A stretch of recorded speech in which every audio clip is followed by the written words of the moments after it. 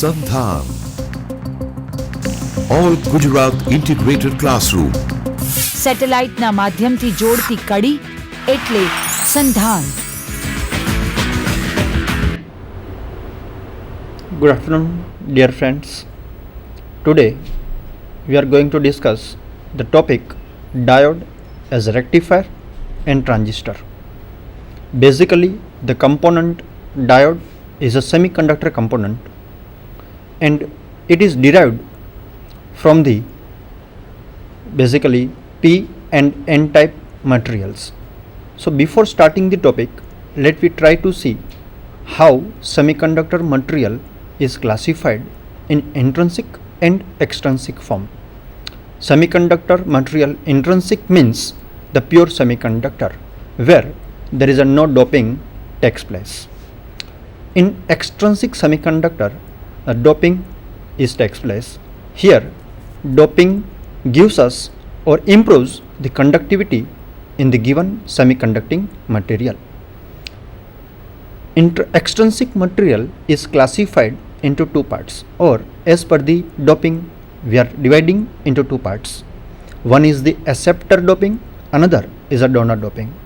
In acceptor doping, outer shell contains 3 electron and 5 holes, and in donor doping, outer shell contains 5 electron and 3 holes.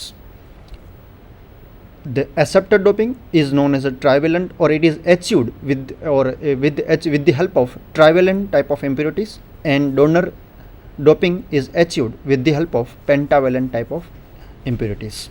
The trivalent impurities are the material used for the trivalent impurities are boron, aluminum, gallium, like this. And with this we are achieving the P type semiconducting material. And if we are adding antimony, phosphorus, arsenic, we are getting the pentavalent, or it is pentavalent impurities, and we are getting the donor doping type of semiconducting material, that is the extrinsic material, and it is N type semiconducting material. Semiconductor material, as we know or as we have discussed, there is a conductor and insulator. These are the three words widely used. What is conductor? Conductor means there is a no forbidden gap between the conduction band and the valence band. In case of insulator, there is a wide forbidden gap, and in case of semiconductor, narrow forbidden gap. Valence band and conduction band in case of conductor overlaps. In case of insulator, no electrons there in the conduction band and valence band is filled. Whereas in semiconducting material, at absolute 0 degree temperature, that is minus 273.15 degrees Celsius, valence band is filled and electrons there in the conduction band. If one want to say one statement, one can say at absolute 0 degrees Celsius temperature or absolute 0 temperature, semiconductor is the insulator. Resistance normally of the conductor is in the range of 10⁻⁻⁶ ohms for the 1 centimeter cube area, and for the insulator the resistance will be in the range of 10⁻14 ohms if the area or if the volume is 1 centimeter cube. If we are using the semiconductor for 1 centimeter cube volume, it is 10 ohms. Conductor gives us positive temperature coefficient of the resistance, whereas semiconductor gives us the negative temperature coefficient of the resistance. Here the meaning of positive temperature coefficient is that as we increase the temperature, resistance goes on increase, whereas the meaning of negative temperature coefficient, as we increase the temperature, resistance goes on decrease. This is the very good property of the semiconducting material, and hence nowadays research is carried out on semiconducting material. Here let me try to see on a telic pad. Basically diode, what we are discussing is basically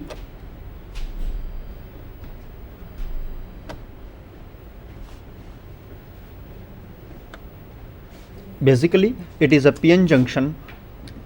If we try to combine P type material and N type material together with, then we are getting the PN junction, where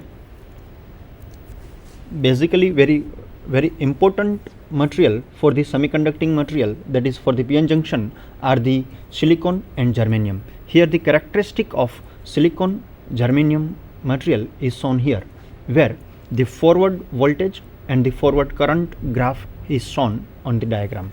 See, if you try to see on the diagram, for the germanium diode 0.3 is the forward voltage, and for the silicon 0.7 is the forward voltage. And for this forward voltage, below this voltage, that is below 0.7 or below 0.3 in case of silicon and germanium respectively, we are not getting the, you can say, forward current. Now if we apply the reverse bias current in case of the germanium is around 50 volt and the current is 10 microampere, whereas the reverse voltage for the silicon is 75 volt and the reverse current is 0.1 microampere. Ideally, if you try to see, ideal diode should give us, if it is germanium, 0.3 volt the forward potential, and if it is silicon, 0.7 that forward potential. In reverse bias ideal diode, if it is ideal diode, we should not get the reverse current.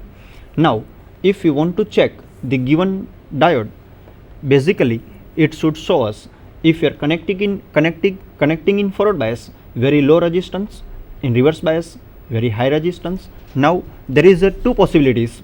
The diode can be short circuited or diode can be open circuited. Diode is open circuit if it is showing us very high resistance both in forward bias and both in that reverse bias, and diode is short circuited if you are getting low resistance for both forward bias and the reverse bias. This is the basic idea of the silicon and germanium diodes. Now let me try to see in our PPTs. Basically, what is diode? Diode is an electronics, is a component that restricts the direction of flow of charge carriers. Essentially, it allows an electric current to flow in one direction but blocks it in the opposite direction. Thus, the diode can be thought of as an electronic version of check valve. Normally, circuits that require current flow in one direction typically include one or more diodes in the circuit design. Today, the most common diodes are made from the semiconductor materials such as silicon as well the germanium, as we have seen before. The silicon is having forward potential of 0.3 and germanium is having silicon is having the forward potential of 0.7 and germanium is having the forward potential of 0.3. Now the lower forward drop of germanium diode is a distinct advantage, as we have seen, that is 0.3. However, the lower reverse current and higher reverse breakdown voltage of silicon diodes make them preferable for the most of applications. Nowadays we are using silicon moreover in place of the germanium.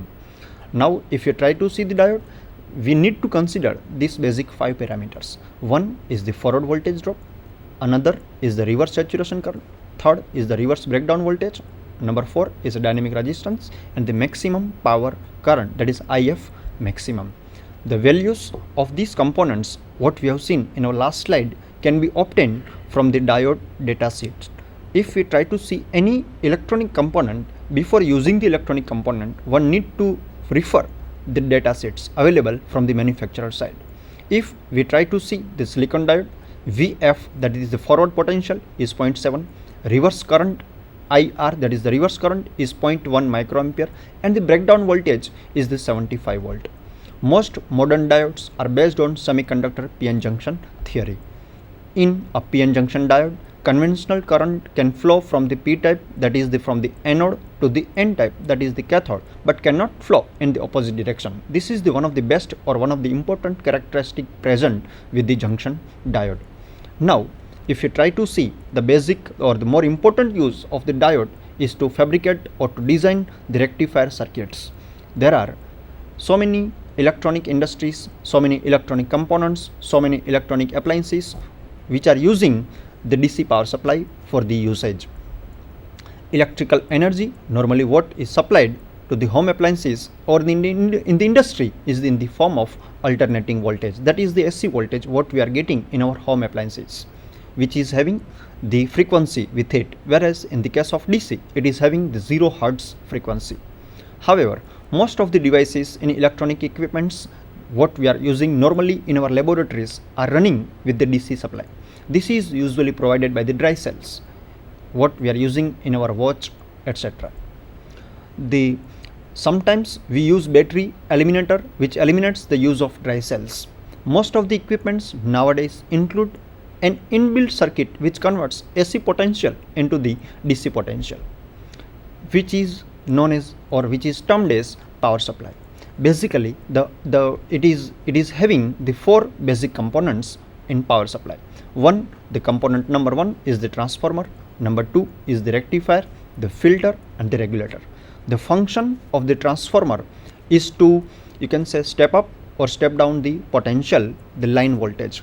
Normally, in case of our laboratory usage, what we are doing, we are using the step down type of transformer.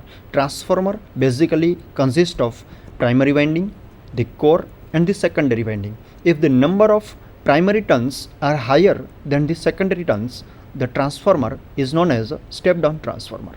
If number of primary turns are less than the secondary turns, the transformer is termed as step down transformer.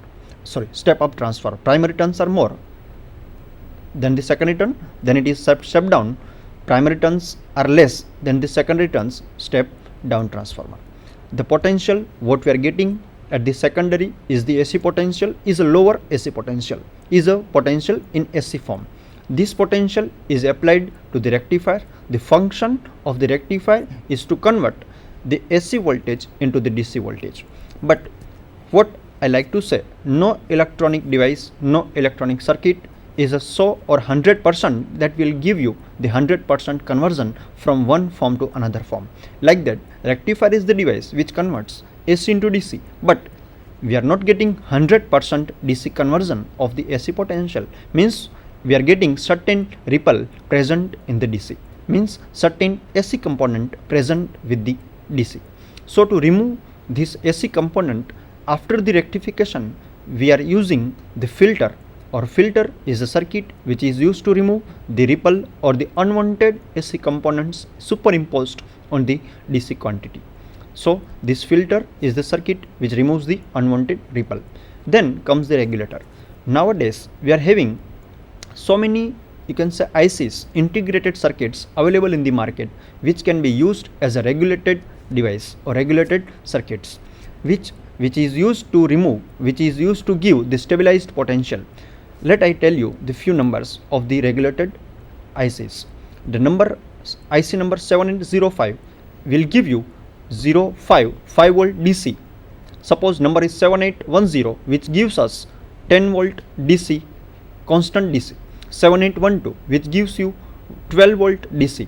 Number 78 means it gives us 5 volt, but in the positive, is a positive potential. Positive 5, 7805, positive 5, 7810, positive 10, 7812, positive 12.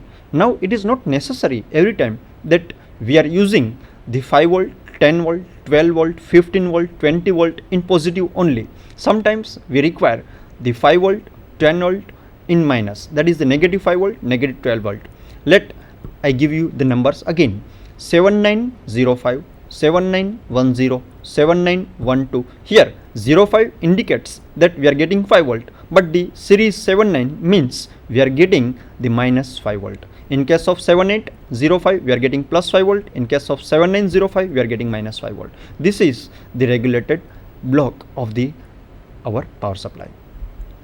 A power supply, as we have seen, let me try to read it again. A power supply is made up of mainly 4 components called building blocks of the power supply. At the input of the power supply there is a transformer, either step up or step down type. Now the transformer is sent to the potential whatever we are getting from the output of the secondary. It is allowed to give to the rectifier, which converts AC voltage into the DC voltage superimposed with the AC components. The output of the rectifier is fed into the filter, that is the third block of our block diagram. And finally the output of the filter is passed through a voltage regulator which stabilizes the output voltage against the variation in input voltage, because whatever potential we are using in our home appliances is basically 230 volt, 235 volt, 225, 220. There is a certain variations in the potential. This potential variation will give us the potential variation at the output side, and certain electronic components, electronic appliances are there which cannot tolerate such type of variations. So we need to use the regulated block. At the output of the regulator, we get a regulated pure DC voltage which is then fed into the equipment to whom we are interested to give this such type of potential. Now let me rectifier, what we have studied, rectifier basic block diagram. It consists of transformer, rectifier, filter and the regulated block. Rectifier is the device which converts AC potential into DC potential. Basically there are two types of rectifiers. One is the half wave rectifier, another is the full wave rectifier. Let me try to see first of all the half wave rectifier. Half wave rectifier is a PN junction diodes widely used in rectifiers because of their unidirectional behavior. Unidirectional behavior of the diode. Why it is unidirectional behavior? Because diode can allow us the movement from anode to cathode only. There is no movement from cathode to anode. Means what? Potential can pass from anode to cathode only. Majority potential, majority charge particles can flow from the positive to the negative. That's why it is having the unidirectional nature. Here the diagram shows us the basic half wave rectifier diagram. At the first part, it is having 220 volt and 50 hertz power supply. There is a transformer and then we are using the one diode, and that output of the diode is connected to the load resistor RL, and from where ideally we are expecting DC in pure form, but as I told you earlier, we are not getting 100% pure DC. The PN junction diode is connected in series with the secondary coil of the transformer and the load resistor. The primary coil of the transformer is connected with the power mains which supplies the AC potential, you can say 230 volt with 50 hertz. The voltage waveform for the voltage Vi developed at the secondary side are shown in the diagram. You can say it is a sinusoidal potential which is moving from 0, pi, 2 pi, 1 revolution, then start the second revolution, 2 pi, 3 pi, 4 pi and so on. The potential obtained at the secondary side is Vi equal to Vm sin omega t, where the Vm is the maximum or the peak potential of the particular sine wave at the secondary side. Now if you try to see during the positive half cycle of the applied potential to the diode